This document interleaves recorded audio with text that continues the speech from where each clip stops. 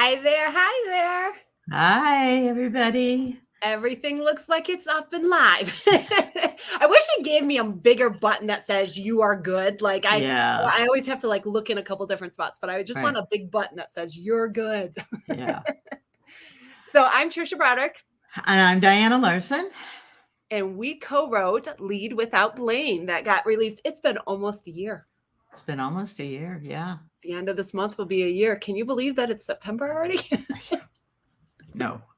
It's like, Didn't this year just start? I mean, wasn't New Year's Eve yesterday or something? I don't know. I especially tell that to myself when I'm working on these handstands because Yeah. I'm like, how is it September? And Yeah. not good, not good. But it is what it is. It's September. It's my birthday month. It is. It is. Oh, I don't usually even highlight that, but for some reason it just popped out of my mouth right now. I think it's just yeah. because it does. Maybe it's the topic that we're talking about today too. But Yeah. so we decided. Oh, hey Guillaume. We decided to. Well, there's a couple reasons we did this. One, we missed each other. Like, let's just get real. When you go from being on Zoom and talking for hours a day or many times during the week to not, it was a little sad. Yeah. So we were like, we should come back together. But there was also just a lot of topics that we could have gone a lot deeper into and things, and we had to kind of figure out what was going to be in the book, and then or just dig deeper into some of the topics that were in the book. So we started kind of deciding that we were going to come together once a month to do a live on a various topic. And Diana, what's this month's topic? This month's topic is play and learning, or learning through play, which we may end up taking in a direction that people don't expect. Ooh, Yes. the teaser. There's the teaser Yeah. right out of that. Within 2 minutes, look at that teaser. And we've got people joining in and saying hi. I can't figure out. I ended up realizing in our last LinkedIn live, the LinkedIn user was Becky Hartman.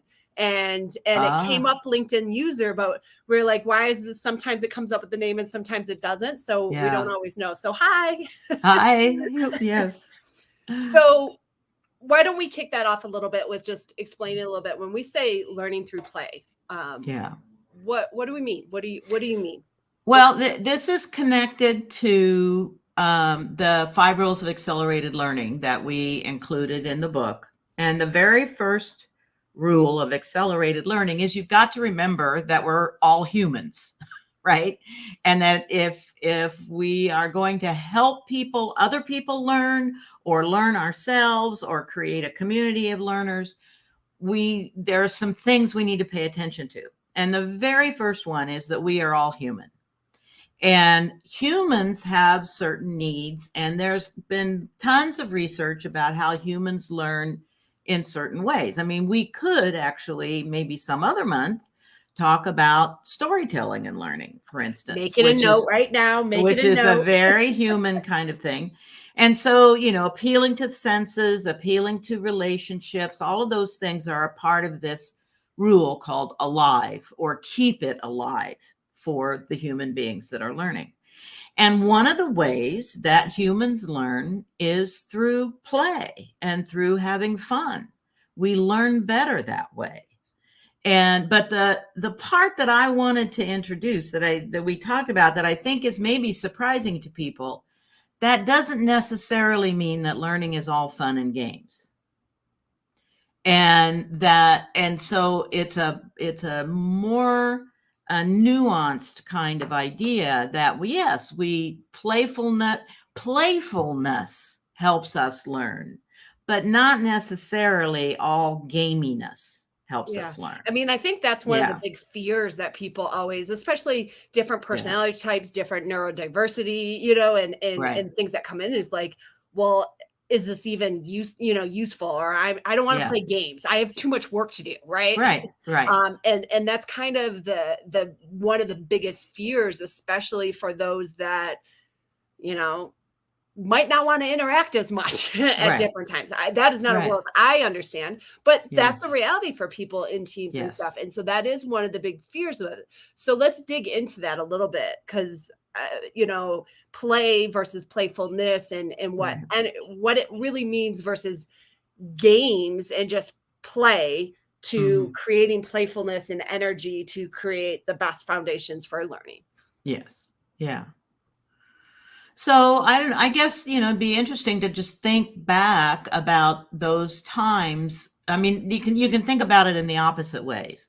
It's like when you're attempting a learning for yourself or to help other people to learn, and it's drudgery, or it's like the opposite of playfulness. It's the opposite. People Painful. it's painful, and people just really don't learn that way. And or Because they're well, and let's talk a little bit of why, yeah, right? Because they yeah, check out, they're exhausted, their mental capacity is actually being used for something different than the yeah, learning part, right? It's like I'd like to be on the beach right now. correct. It's complaining, it's frustration, it's Yeah, venting, it's yeah, and then that can lead into some of that shame that we talk about, or blame right. in different areas, because then you're frustrated that you're not getting it. You're right, right, absolutely. Yeah. So the idea being, how can we create, and then there is another rule for accelerated learning that has to do with setting. And it means, how do we create environments for learning that tap into these rules, like keep it alive? So, how are we keeping color and playfulness and things that kind of remind us of the other relationships in our lives? How do we keep those present in our workplaces, which, as anybody who knows me now knows me, that I'm on this what do I want to say? What do you call that when you walk like the Camino? And then, it's a, help me with that. Anyway, I don't know. Now I'm blanking for a word. You're on a mission. You're on a mission. Yes, I am on a mission. I have a new purpose in my life to get a drink that is half lemonade and half club soda, socialized as an Amanda Palmer, which I have permission from her to do. And 2, to help the world understand that a lot of the work that we have called knowledge work, like software development and other creatives work, graphic design and stuff, is actually learning work now. It's not going back and finding all the research that we need to apply to do a thing. This is a completely new situation. How do we develop the skills to learn through it? And so that's why this is so important. I'm just realizing we went through all of this stuff, and I don't know if we've ever even had that conversation, because I always say knowledge work because I say discovery, right? Right. But I think I really like the learning work dynamic, because it just reinforces, because whenever I say knowledge work, it's, you have to discover value, right? It's the learning part. It isn't something going back and going, oh, we have this book of knowledge. I never really thought about anybody kind of misaligning that, but you're right. Oh, a lot of people do. And they have this idea of, knowledge work is like, accounting is knowledge work, but that really is applying principles that are already known. Yeah. It's more in if we look at Cynefin or some of the complexity things, it's more in the complicated domain. Knowledge work is more in the complicated domain, where we are in the complexity domain. We've got to learn new things. Let me just turn this off there. Is that your warning for our meeting today? Yeah, I don't know what it was, but probably somebody calling me. But so with learning work, what we're really saying is, we're confronted with things that we don't already know how to do. Maybe nobody knows already how to do it, and we're going to have to figure it out. Yeah. Right. And so that's why the skills, having these understanding of the rules of accelerated learning and having these skills is important. Well, so that brings us to, how do people learn best? And one of the ways that people learn best is when it's enjoyable. Yeah. People don't learn through fear and blame, and you better do that better next time, and those kinds of things. It just doesn't happen that way. Well, so Guillaume just put in a question, and I don't know if this will show up on the screen with everybody, but it is. So, like, there is a dynamic, and I want to piggyback off of what you're saying, right? With the learning, we've said this multiple times. Learning is not a side task. It's not something that just happens, right? And so, I think one of those dynamics is to stop kind of pretending like we're coming in here just to learn. We're coming in to do work, and learning is the work. Right. Yes. And I think that that's part of the dynamic that gets people to not want to partake. Oh no, we're just going to explore. I don't have time to explore. I've got to do work. And it's right. Yeah. It's like, no, we are coming together to do work. And the way that we're going to do that work is through learning. And I've really tried to change that language a lot, because the more that we kind of treat learning like it's a separate task or it's an event all in itself, it makes it easy for people to go, I don't need to do that. Or that doesn't apply to me, or those kinds of things. So that's one front of that. And I think the other front of it is just what the energy in that room is. Now, if we were just sitting here and talking like this the entire time and we were just doing this, like, I want to shoot myself right now, right? Like if you don't have any kind of like movement or energy or and what you're bringing into the room, what you're setting that place with, and what other people, and I will say, like, we can all say, well, I'm not in the mood for that, right? But there's been days when everybody, kind of going back to Diana's thing of we're human, right? Where you're not happy and yet everybody around you's happy and all of a sudden you're smiling, right? Or counter, like if you go into work and everybody's like, and then suddenly you are in that space. It's a level of kind of creating an energy in a space that promotes people into that, to the direction that they want to go, to where they're not, begrudging and going, oh, this is going to be so boring. Like, you don't want that. Right. Well, and so some folks, there's the, oh, this is too serious to be playing around kind of situation. And it's like, no, that's not it. But it's also not the, well, we've got to start every meeting with an icebreaker kind of thing. No, I mean, if we all know each other, we don't need to break the ice. We just need to talk about, kind of understand what our agenda is today and then get into it. Right. So there's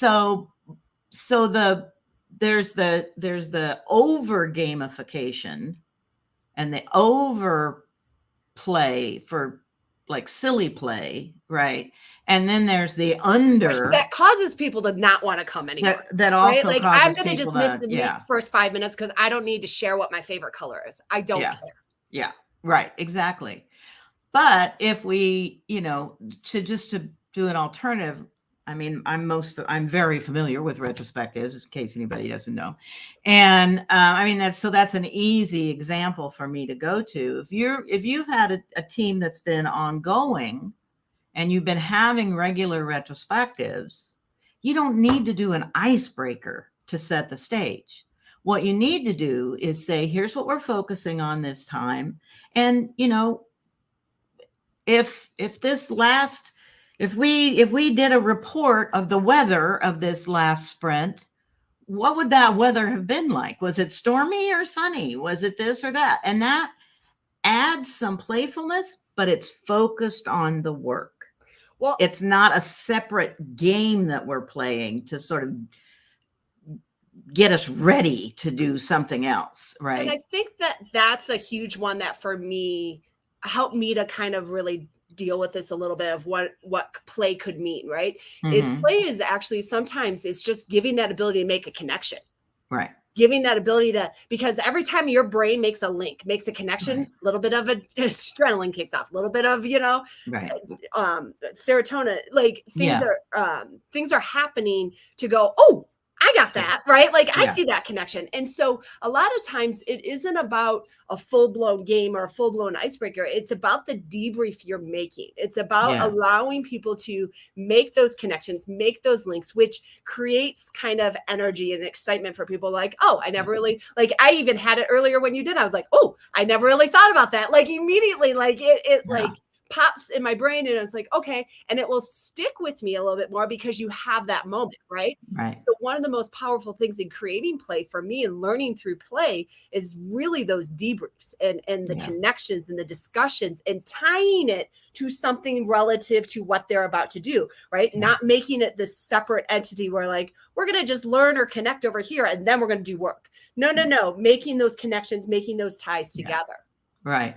And that's where we're distinguishing between playfulness, which is engaging for people. Ooh, this is a little, let's do this. I wonder how this relates to me or what, they're motivated to participate, right? Right. And as opposed to play, which is we're going to do this particular game in this particular way that has these particular rules, and you're not connecting it back to the focus of whatever the work is or the meeting is, or whatever is at hand. And that's where I think, they're also, I want to give some props to the Silicon Valley tech bro culture that years ago, in the 80s and 90s, started bringing in ping pong tables and pool tables and things to their workplace because they knew that people needed a break and to do something playful during their break from the work because that's refreshing and it brings them back ready to do the kind of learning that they need to do to move their effort forward, right? And so, but then when it became all about that, right, people were complaining, oh, everybody's spending all their time in the game room, or the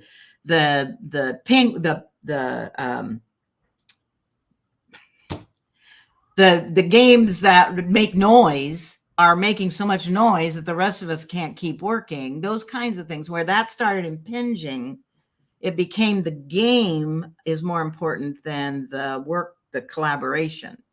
And that, and that can cause a problem. Well, I think there's also the part of it was still separated, right? Like if the whole point was, hey, this makes people rejuvenate, why make it only during their breaks, right? And not during things, because the reality is, and I'll give props, like I think Play for Agile just happened in Canada this past week. I've never gotten to go. I've been wanting to, I just have never gotten a chance to go yet. But there are a lot of games that you can absolutely make a relevant connection to. You want to play a game, even in improv games, right? Or improv statements. There's benefits that you can then draw that connection, but you have to do that debrief. It's not enough to just play the game and go, okay, now we can move on.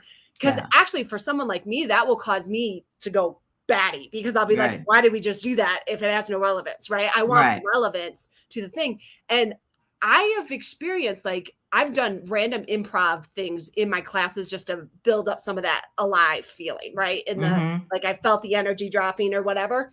And then I have literally kind of did it for more of the energy thing and then just went, so what can we take away from that? And watch incredible linking, incredible like connections forming out of that excitement of what they were pulling. And I was like, oh, I never would have even guessed that. Like even rock, paper, scissors, I've had people be able to pull learning from a team perspective out of it. And what that means. And so you can absolutely do the games. You can absolutely pull the games, but make the game relevant to the learning, right? Make that connection in there, because otherwise then it feels distracting. And that's what will frustrate people to get people going, not a chance. And there's so many good ones out there. There's an organization that's been going on in North America for a long time called NASAGA, North American Simulation and Games Association. Right. And the idea of simulations and doing something that is as close to the real work as possible so that you can do those debriefs, but to make them, make them full of movement and those kinds of things is really important. Or fun artifacts like Lego Serious Play. Lego Serious Play. Out there still? Pardon? Is Luke Holman's stuff still out there? Innovation Games? It may be. Yeah. Yeah. The innovation games, and which is really a set of group processes. Yeah. That he found were playful, and so would bring people together and play. Lego Serious Play is another one, and I think, and that's not just dumping a bunch of Legos on a table and telling people have at it. It's a very structured way of helping people in a group move their brains through a process so that they can have discovery that they share. That it's not just, oh, this person had a bright idea and that person had a bright idea, but we've really shared that discovery process. So let's dive into one more aspect of this before we're going to be out of time with this. Oh, okay. is the playfulness in terms of, when you do bring in the games, the competition, right? What's that line with competition versus what you're trying to do with the team versus games versus playfulness, right? What's your stance when it comes to the competition? Well, yeah. And that again is often really it's in the introduction and it's in the debrief. I mean, I think about it like when we do workshops for with teams or training the facilitators in the Agile Fluency game. We'll have a number of tables, each playing the game. And it's amazing how they will assume that their table groups are in competition with each other, that they can't share the things that they learn. And so at some point that becomes, or even the different roles that they play in the game, they will assume that they're in competition, and so it's a part of how you facilitate that game. And how you then debrief that game and pull the learning, help people find their learning in it, is how they go, oh, well, we had this, we could have shared that with this table over here. Yeah, you could have. Or, and the part I always love in that particular game, the Agile Fluency game, is usually it's the second time we're playing it. The first time they play it and lose, and then we talk about it a little bit, and then they play it, and they can tell that they are on a better path this time. And people will have been kind of sitting around it, a game table with a game board in front of them and doing that sort of thing.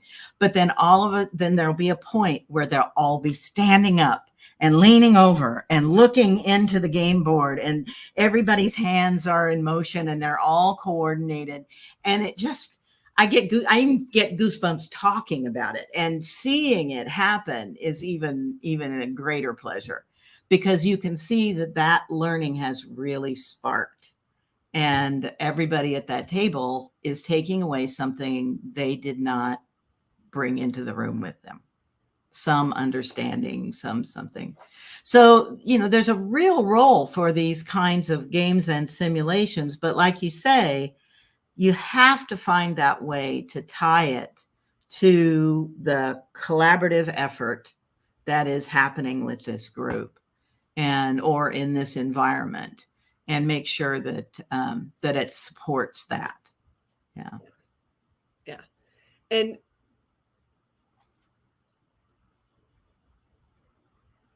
I'll highlight one more dynamic, because I thought about this as you were talking, like it makes me happy watching you get happy, right? But there's a dynamic though, that if you're the leader that is maybe somebody that's, look, I'm more introverted. I'm very nervous when I'm in front of crowds. Like I don't like the public speaking as much, and facilitating any of these things make me really nervous. I can't understand that, because it's not my world. I once accidentally told somebody, I'm like, if you're really nervous, just take a sip of water. I didn't understand when you're really nervous, you shake. And this poor woman shook her water everywhere. Like I felt horrible. I was like, oh, I'm the worst mentor ever. Right. Yeah. And so it's not something I'm familiar with.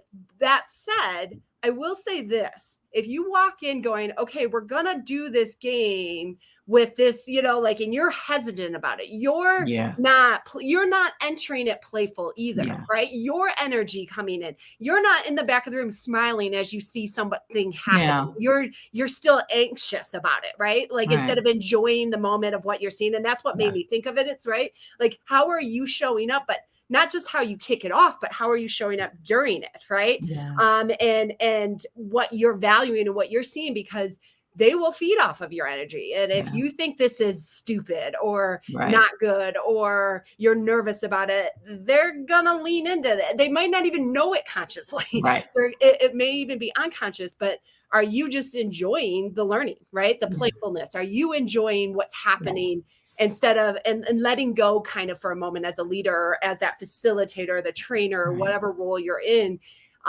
you know, and just taking a moment in that space. Like I had a former colleague, Matt, who once said, my favorite part whenever we're doing something is to search the room for you, because you're somewhere in the back of the room smiling.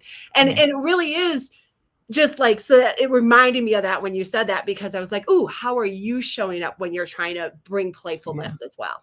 Right. Well, I think it helps to really to be in that place where seeing the group click, work well together, hearing that buzz, which is harder online for sure, but there are other ways of doing that. Getting that sense that people really are in it has to give you pleasure. I mean, that has to give you a good feeling about what's going on and so on. And if you're not that person, as Tricia says, if you're just not that person, find somebody to come in and facilitate it for you, or to work with you on it, or to help you find a thing that you can feel comfortable with, and you know, help you feel comfortable with leading it. You can get some coaching around that, or not if you don't want to, but there's help.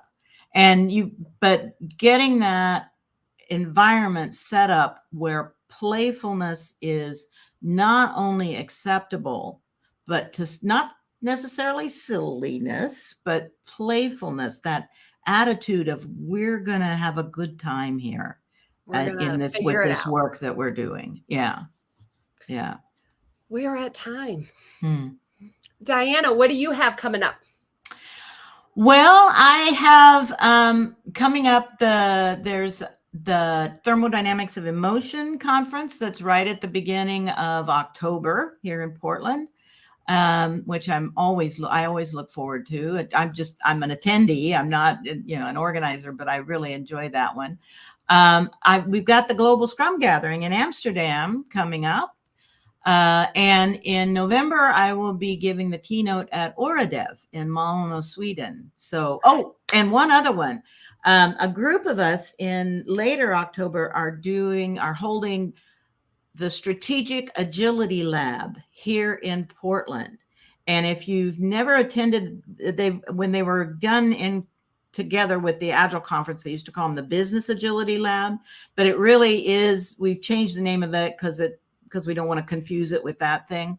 But it's 3 days of how do we learn to be more strategic together, and a lot of playfulness. Nice. What do I have? I leave actually tomorrow for Des Moines. Yeah. I'm keynoting DevOps in Des Moines this week on Thursday, and their conference with it. Then we're going to be in Amsterdam, and then I will also be in Orlando in November for TechWell, and I'm keynoting that. And then I am heading down to Dallas as well for Lizzie Morris is putting on. I don't know the name of it right offhand.